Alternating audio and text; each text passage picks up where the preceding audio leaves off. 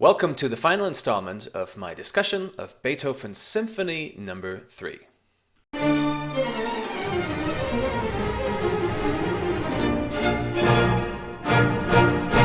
The third movement is one of Beethoven's typical scherzos, a musical joke if you want. And when it comes to musical jokes, Beethoven loved rhythmic humor. With accents and irregular beats, he leads us astray and interrupts the dance-like feel of the music.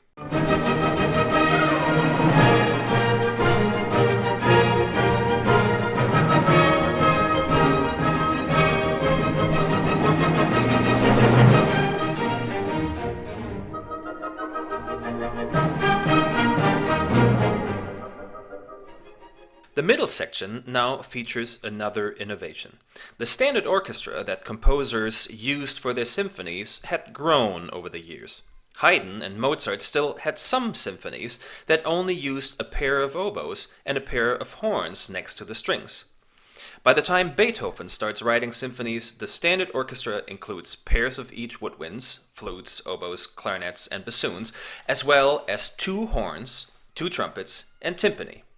The Eroica now introduces an additional French horn, so we have three French horn, and in the trio, Beethoven shows us why.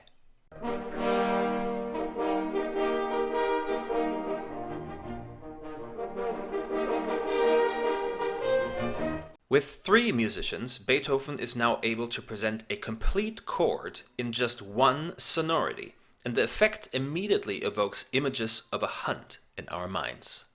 The finale now overtly connects the symphony to Beethoven's ideal of a hero, the Greek titan Prometheus. Several years earlier, Beethoven had written music for a ballet titled Prometheus. He had already reworked the final theme from that ballet into a set of variations for the piano, and now he draws on this theme and its bass line once more. The movement presents a set of variations on the Prometheus theme.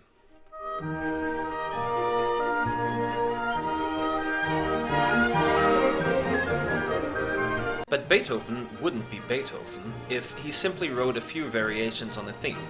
No, he also writes variations on the theme's bass line, which actually precedes the theme.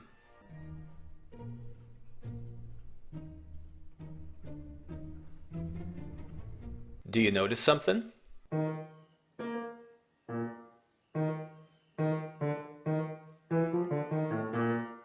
It sounds a lot like the theme from the first movement, doesn't it?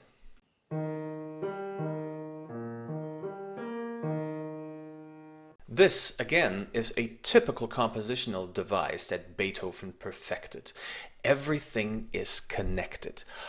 All his themes grow out of a single cell, and because of this, Beethoven achieves a level of continuity and cohesiveness in his symphonies that had been unknown until that point.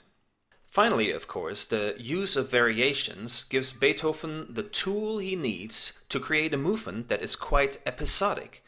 While the general mood of the movement is celebratory, it does include several episodes of reflectiveness and pensiveness.